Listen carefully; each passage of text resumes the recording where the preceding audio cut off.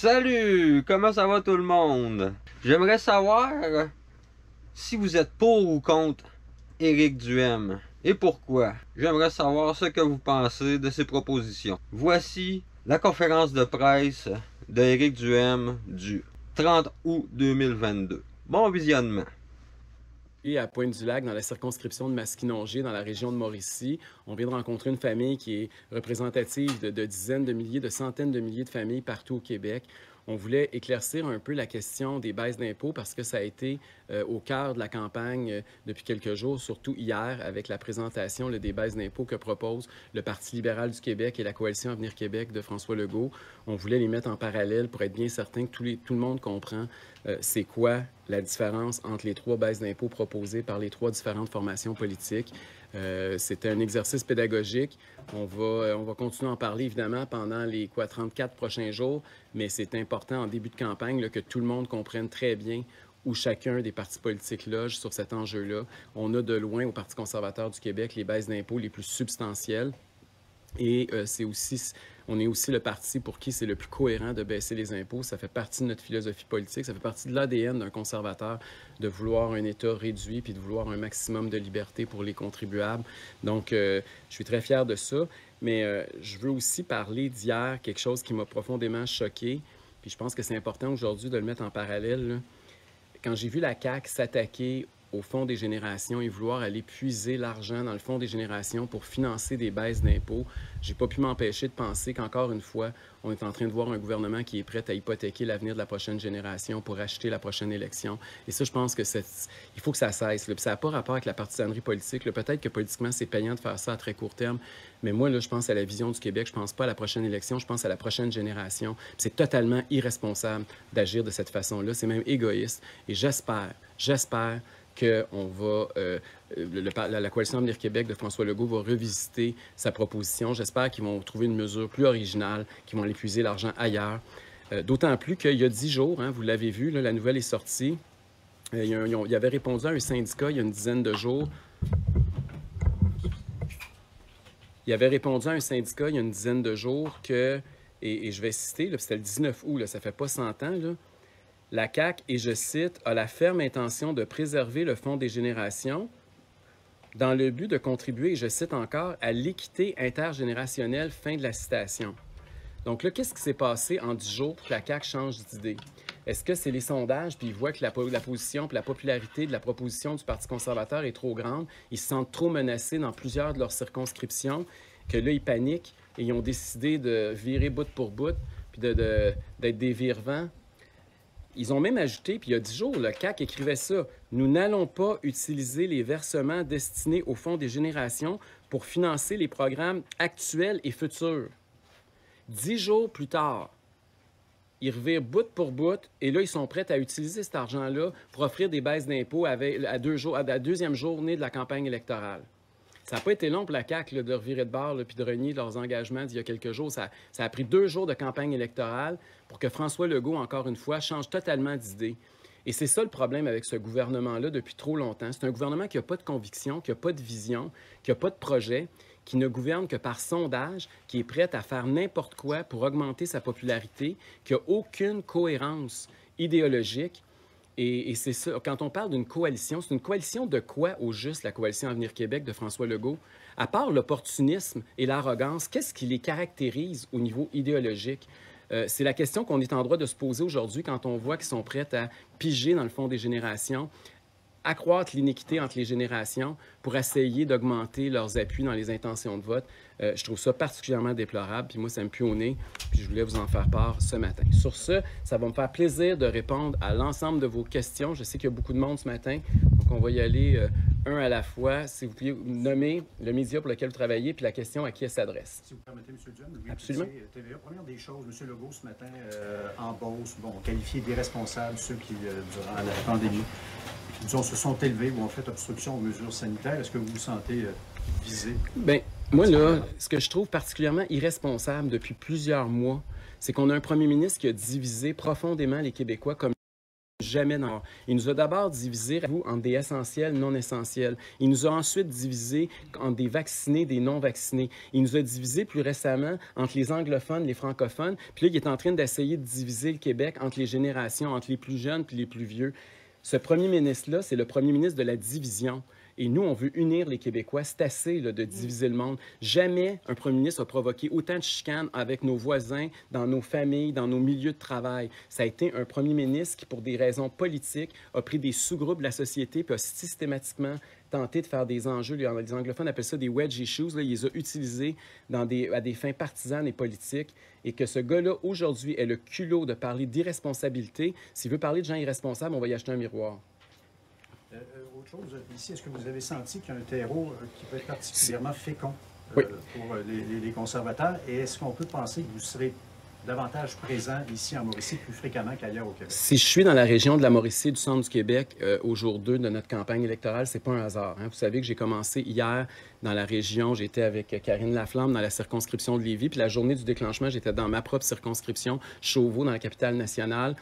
Et on sait que le Parti conservateur est particulièrement populaire dans la région, la grande région de Québec, mais on sait aussi qu'on peut espérer faire une percée importante dans la région de la Mauricie, le centre du Québec. Et c'est évident que si on réussit à se désenclaver, si je peux utiliser l'expression, bien, les premières circonscriptions qu'on devrait gagner à l'extérieur de la grande région de Québec, c'est ici en Mauricie. Pourquoi? Parce qu'il y a un... D'abord, le tissu social est un peu similaire, mais aussi parce que j'ai des hommes et des femmes derrière moi qui forment une équipe exceptionnelle. On a recruté des candidatures très bien implantées, très connues dans leur milieu et je pense très appréciées des citoyens de la région. Et je pense que ça pourrait faire la différence le soir du 3 octobre. Une percée, ça veut dire combien exactement? Bien, écoutez, ça, je vais laisser le soin aux électeurs de choisir combien de députés conservateurs ils veulent élire le 3 octobre. Mais moi, je peux vous dire que chaque victoire, pour moi, va être une grande victoire pour les partis conservateurs du Québec dans la région. Il y a très peu de gens, il y a un an, qui auraient prédit que je gagnerais même mon siège. Aujourd'hui, on est rendu qu'on a de la possibilité puis le potentiel de sortir de la grande région de Québec. Donc, je pense que ça démontre bien ce qui se passe. D'ailleurs, je vois que le premier ministre, encore ce matin, il est encore dans nos tales. Là, il se promène dans les comtés qui sont, où le Parti conservateur est le plus fort. On voit que son véritable adversaire, où il se trouve, j'ai vu qu'en Beauce aussi, sa tournée a été un peu chaotique. Je pense qu'il va commencer à sentir ça. Je vois aussi que les rassemblements de la CAQ dans nos régions fortes sont beaucoup moins importants que ceux qu'on a faits. Donc, je pense que ça sent bon. Là, politiquement parlant, il faut dire qu'on a le vent dans les voiles. Puis je suis très content parce que je crois que de tous les chefs, je suis le premier qui est en Mauricie, dans le centre du Québec, depuis le début de la campagne. Puis ça aussi, c'est un signe. Puis c'est pas pour rien. Vous avez parlé des mesures sanitaires tantôt avec les citoyens. Oui. Vous avez dit dimanche au lancement de la campagne, vous êtes défendu vous avez dit pas vouloir vous servir des mesures sanitaires pour gagner des votes. Qu'est-ce que vous répondez à M. Legault qui dit que vous voulez faire rentrer la grogne à l'Assemblée nationale? Bien, d'une certaine façon, là, il y a quelque chose de positif. Là. Il y a des gens qui ont été fâchés, il y a des gens qui ont été sacrifiés ces dernières années, il y a des gens qui ont fait faillite, il y a des gens dont les enfants ont vécu de la détresse psychologique. Il y a eu toutes sortes de drames humains qui ont eu lieu parce qu'il y a eu des mesures sanitaires abusives qui ont été imposées à plusieurs citoyens du Québec, que ces gens-là, aujourd'hui, canalisent cette colère-là en quelque chose de positif et de démocratique. Moi, je trouve ça sain. C'est comme ça qu'on vit dans une démocratie. Il faut prendre ce sentiment-là. Puis au Québec, là, on ne vit pas dans la violence ni les insultes. On prend c'est le fait qu'on a le sentiment d'avoir été sacrifié, puis on transforme ça en quelque chose de positif, puis en un espoir, puis on se garde. Ma colère, je vais la transformer dans un espoir que ça change au Québec, puis je vais voter pour le candidat ou la candidate du Parti conservateur du Québec dans ma circonscription. C'est comme ça en démocratie qu'on réussit à changer un sentiment qui, à la base, est négatif en quelque chose qui, d'un point de vue démocratique, est très positif. Vous nous dites que vous allez financer vos baisses d'impôts en exploitant les hydrocarbures et en réduisant la taille de l'État. Et aussi en coupant les subventions aux entreprises. Il y a trois éléments. Donc, j'aimerais savoir combien va rapporter l'exploitation aux hydrocarbures, où est-ce que vous allez couper dans l'État et combien est-ce que vous allez économiser? Vos questions sont très bonnes. Puis la campagne, on est juste le jour 2 de la campagne qui va durer 35 jours. Fait que je vais me garder quand même quelques munitions pour pouvoir continuer à expliquer notre programme et à poursuivre une espèce de striptease, parce que c'est ça une campagne électorale pour tous les partis. Mais on va présenter toutes les données tous les chiffres que vous demandez là, présentement. Vous savez que la vérificatrice générale, la semaine dernière, a rendu public les dernières données, la mise à jour des données économiques du gouvernement du Québec. À partir de là, on est déjà en train de préparer notre cadre financier. Et d'ici le premier face-à-face qui aura lieu à TVA le 15 septembre prochain, vous aurez un cadre financier avec l'ensemble des chiffres dont vous venez de parler. Donc, est-ce à dire qu'en ce moment, vous ne savez pas combien Non. rapporterait... On le sait, mais c'est parce que si je vous annonce tout ça, il va me rester quoi à faire pour les 33 prochains jours? Ah, je sais pas, mais là, si vous nous dites à tous les jours que vous allez augmenter les revenus de l'État, puis... En tout respect, il n'y a aucun parti qui le fait encore, puis il y a une bonne raison pour ça. On a toujours fait ça dans toutes les campagnes électorales. On fait nos annonces, et quand nos annonces sont faites, ensuite, on présente le cadre financier de l'ensemble, parce que si on vous donne tous les chiffres, il ne restera plus rien à annoncer. Puis on le sait combien ça va rapporter, puis il va falloir le mettre, puis on a des choix stratégiques à faire, évidemment, par rapport à ça, sur combien d'années qu'on le fait, comment on ventile ça. Il y a toutes sortes de choix qui doivent se faire. Mais de façon générale, on a déjà les données, évidemment, qui sont déjà publiques, là, la plupart de ces données-là. Ça se calcule en milliards, évidemment. Mais parce que combien ça va coûter? Parce que vous avez critiqué le plan de la CAQ, le plan du Parti libéral du Québec, mais eux, ils nous ont dit combien ça allait coûter à l'État, leur baisse d'impôts. Vous, les attendez, là. que vous proposez aujourd'hui, combien ça va coûter? Attendez, là, ils nous ont dit combien ça allait coûter. Là. Ils nous ont pas dit combien ça allait coûter dans le détail. Là. Il n'y a aucun parti qui a présenté son cadre financier au moment où on se parle. M. Legault n'a même pas présenté sa plateforme électorale au moment où on se parle. Nous, on a été beaucoup plus transparents. Là. On a déjà présenté notre plateforme électorale, ce qui n'a pas été fait, sauf les libéraux. Là. Il n'y a aucun parti qui le fait à part nous. Donc, chaque parti a sa stratégie, il va à son rythme, et notre rythme, ça a été ça. Ça a été de présenter d'abord notre plateforme électorale, présenter maintenant ce qu'on fait aujourd'hui, chacun des volets importants. Vous savez qu'il y avait 5 volets importants dans notre plateforme électorale. Hier, j'ai parlé du volet transport. Aujourd'hui, je parle du volet économique. Demain, ça sera un autre volet. Toute la semaine, on va présenter là, nos 5 principaux volets. Et par la suite, on va commencer à sortir les chiffres. Mais donc, vous ne pouvez pas nous dire les baisses d'impôts que vous proposez, là, qui sont, vous l'avez dit, les plus substantielles de tous les partis. Aujourd'hui, vous ne pouvez pas nous dire combien ça va coûter à l'État. Bien, grosso modo, on le sait combien ça va coûter, mais parce que là, si je vous sors ce chiffre-là, vous allez me demander, oui, mais telle autre mesure, combien ça va coûter, telle autre mesure, on n'en finira pas. Il va falloir que je vous présente mon plan, mon cadre financier d'ici à la fin de la journée. Fait que je vous demande juste d'être un petit peu patient, d'attendre 2-3 semaines, puis vous allez avoir tous les chiffres. Oui, allez-y. Ce matin, sur Québec 125, dans 4 circonscriptions sur 5, les conservateurs sont deuxièmes. Oui. Mais la marche est quand même haute entre les conservateurs et la CAQ. N'y a-t-il pas un risque d'avoir un bon vote populaire, mais d'être élu nulle part?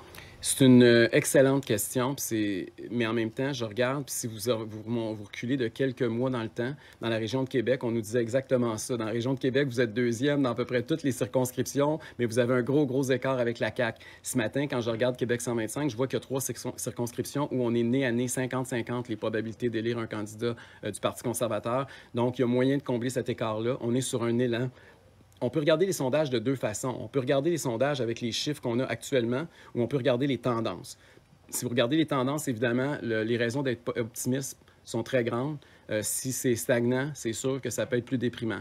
Mais vous savez, on part avec 0. Là. Il y a une chose qui est sûre, c'est que le Parti conservateur, le 3 octobre au soir, là, va être le parti qui va avoir connu la plus forte croissance de tous les partis politiques. Ça, on sait déjà ça au moment où on se parle. Là. On ne sait pas jusqu'à quelle hauteur notre succès va aller, mais on sait déjà qu'on va être le parti qui va profiter le plus de cette campagne électorale-là pour connaître une croissance phénoménale. Puis on a...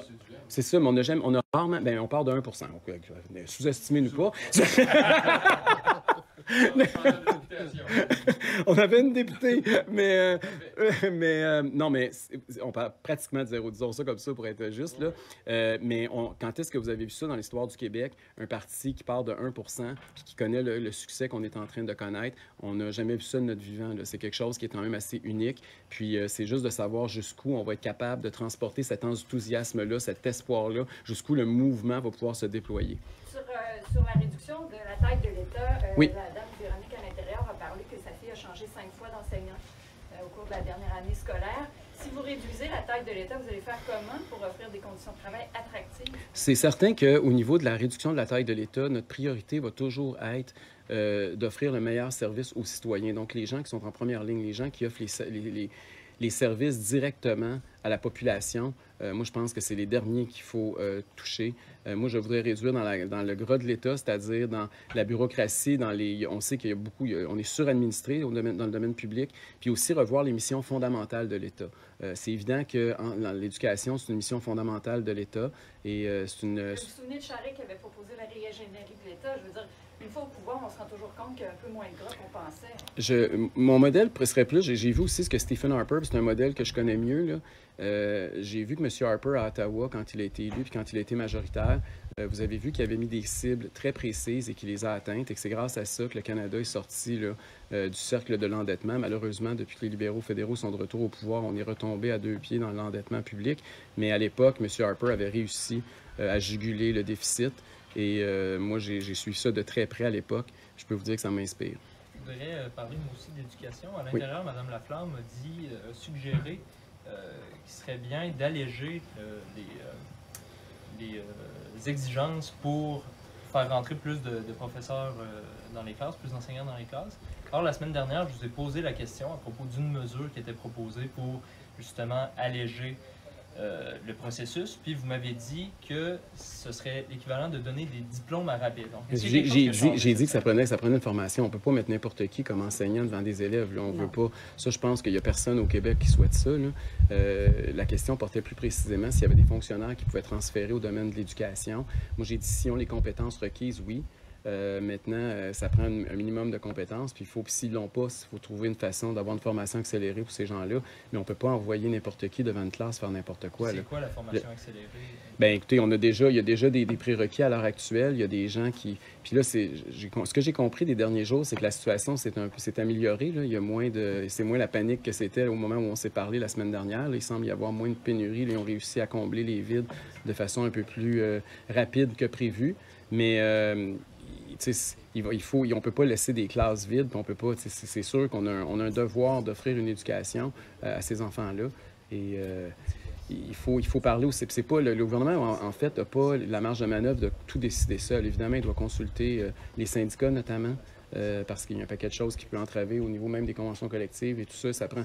Mais je pense que tout le monde est de bonne foi, puis tout le monde veut s'assurer qu'il y a un enseignant pour chaque élève au Québec. Là. Donc, arrivé au pouvoir, messieurs, arrivé au pouvoir, vous iriez rencontrer les syndicats pour voir ce qu'on peut faire? C'est sûr que les syndicats... Moi, vous savez que j'ai écrit un livre qui s'appelle « Libérez-nous des syndicats », là, mais je sais que... Vous savez que je ne suis pas le plus grand syndicaliste au monde. Cela étant dit, je pense que les syndicats, là, quand il y a des situations de crise comme celle-là, ils sont de bonne foi, puis ils n'ont pas intérêt à être contre le fait qu'il y ait un enseignant dans chaque classe au Québec. Là.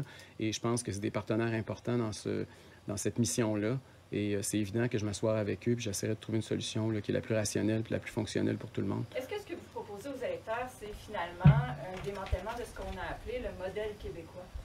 En réduisant la taille des... Bien, écoutez, c'est sûr qu'on ne veut pas aller tout azimut, là, puis vous allez voir que nos cibles sont relativement modestes par rapport à ce qui a déjà été ambitionné dans le passé.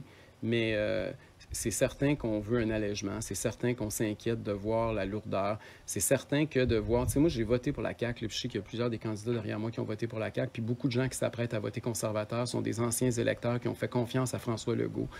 Moi, je me souviens que la dernière élection provinciale, la dernière élection québécoise en 2018, M. Legault nous avait promis un allègement de 5 000 employés de l'État. Vous vous souvenez de cet engagement-là? Non seulement il ne l'a pas rempli, mais il a fait exactement le contraire. Il y a plus de gens qui travaillent pour l'État québécois aujourd'hui qu'il y en avait au moment où il est arrivé au pouvoir. Et ça, pour moi, c'est inacceptable. Et je peux vous garantir qu'avec un gouvernement conservateur, cette situation-là ne se reproduira jamais. Je reviens au propos de M. Legault oui. qui parlait de leader irresponsable. Je pense qu'il sous-entendait que vous avez... Est-ce qu'il m'a appelé le monsieur aujourd'hui ou il ne m'a pas nommé encore? Il m'a appelé comment? Il ne vous a pas nommé. OK. Je vais dire ça comme ça. Est-ce que vous avez été responsable durant la pandémie? Bien, moi, je pense que j'ai été très responsable parce que j'ai voulu représenter des gens qui avaient été oubliés, qui étaient sacrifiés. Puis ceux qui écoutent mes lives à tous les mardis soirs, d'ailleurs, je vous invite à le faire ce soir à compter de 19h.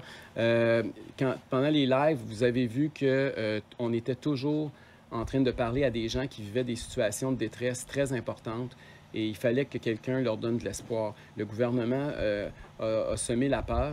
Et moi, j'acceptais pas ça, puis je voulais que ces gens-là puissent avoir de l'espoir. Puis on a canalisé cet espoir-là, puis on en a fait un mouvement. Puis aujourd'hui, mais ce mouvement-là s'apprête à rentrer à l'Assemblée nationale du Québec. Hier, vous avez... Wow! Une heure à la fois!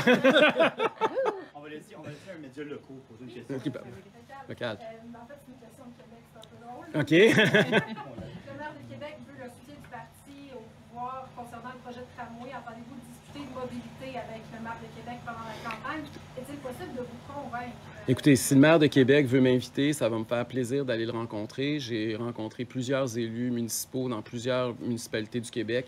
Si le maire de Québec souhaite me parler de son projet de tramway, je vais aller le rencontrer. Cela étant dit, c'est évident que nous, pour le tramway, on n'en veut pas. Puis je ne suis pas tout seul à ne pas en vouloir. La majorité des citoyens de la région de Québec n'en veulent pas. Et il va falloir voir est-ce qu'on est capable de discuter de d'autres enjeux, parce qu'on est capable de discuter d'autres alternatives au tramway. Ça va faire partie de nos discussions avec le maire de Québec si on est invité. Donc, il n'est pas possible de vous convaincre là-dessus? Bien non, écoutez, la position, c'est pas moi qui dois convaincre, c'est la population. Puis de toute évidence, il a échoué. Une question ici, OK. régionale, Allez-y. Il y a 2 sièges de ministres dans la région. Oui. Ce sont des sièges que vous avez dans la mer, Trois-Rivières, Champlain. Absolument. Qu'est-ce que vous allez faire pour tenter de les déloger? Bien, écoutez, on va vendre nos idées, on va vendre notre programme, on va expliquer que ces gens-là ont fait partie d'un gouvernement qui a renié des engagements fondamentaux. On va parler aux citoyens. Je veux dire que ce soit un ministre ou un député, c'est quand même un élu de la CAQ. Avant d'être ministre, il est d'abord et avant tout député de sa circonscription. Et ces gens-là n'ont pas représenté les gens qui les ont élus. Ces gens-là n'ont pas rempli leurs engagements. On va le rappeler aux gens, on va souligner notre programme, puis on va laisser ultimement la population décider. En terminant, vous comptez relancer GNL Québec? Oui. Ça veut dire un gazoduc dans la région de la Tuque? Oui, ça voudrait dire un gazoduc. Là, Pierre-David va être content. Là, ça voudrait dire des revenus importants pour la région là, de la Mauricie. D'ailleurs, on va en reparler là, au cours des prochains jours parce que c'est un thème très important pour nous. Un investissement de 14 milliards, il n'y en a pas 50 au Québec. Merci beaucoup. Merci à vous. Merci. I have a English. Oh, yeah, go ahead. Questions. Can you just tell me briefly your plan economically when it comes to tax cuts for Quebec families and individuals? Yes, we did a chart today, and we wanted to present that to an average family because we want to tell them what's the difference between the tax cuts that are proposed by the Conservative Party compared to what the government Legault is proposing and compared to what Ms. Anglade is proposing with the Liberals. And what we see is that our tax cuts are much more generous. We are proposing that the first amount that is not taxable goes from $16,000 to $20,000, and then we're proposing a 2% cut from $20,000 to $92,000. So, for example, a single person with an income of $80,000 would have a $2,100 tax cut. An average family with 2 kids, with 2 parents who have an income of $80,000 each, we're talking about $4,300. So that's the kind of tax cuts that we're proposing, which are much, much more generous than the tax cuts proposed by the 2 other parties. Tax makes a very important part of the revenue of Quebec. How do you propose you're going to pay for that? Yeah, that's the difference between us and them also, is that we're proposing a plan to make sure that we take the money by increasing Quebec's revenue, by exploiting our oil and gas in Quebec and becoming more autonomous in that matter. We're also proposing to stop subsidizing multinationals and big businesses, and we're also proposing to downsize the state in Quebec. So those are the 3 main ways that we're going to fund such tax cuts. And I just want to remind our Anglophone friends that Ms. Anglade, for example, is proposing to increase taxes, income taxes on people who are wealthier. That's something that we find unacceptable. You can't say you're in favor of tax cuts when your program is saying that you want to increase taxes for people who make more money. Just one follow-up.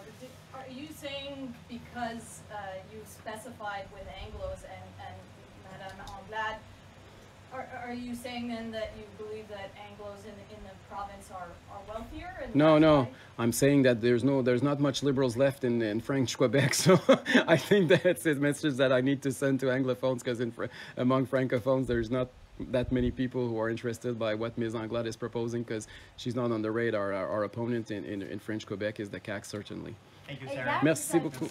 Hier, vous avez parlé que vous n'avez pas fait de demande officielle là, pour la sécurité. Puis je me demandais, est-ce que c'est parce que vous n'avez pas les moyens ou c'est parce que vous n'en voulez pas? De quels moyens vous parlez? La sécurité. Mais quand vous dites on n'a pas des moyens... L'argent, vous n'avez pas OK, il faut payer? Je pensais que c'était gratuit. Je pensais que c'était la SQ qui paye. Je sais pas. Honnêtement, vous me posez une question qui dépasse mes compétences. Merci. Merci beaucoup tout le monde.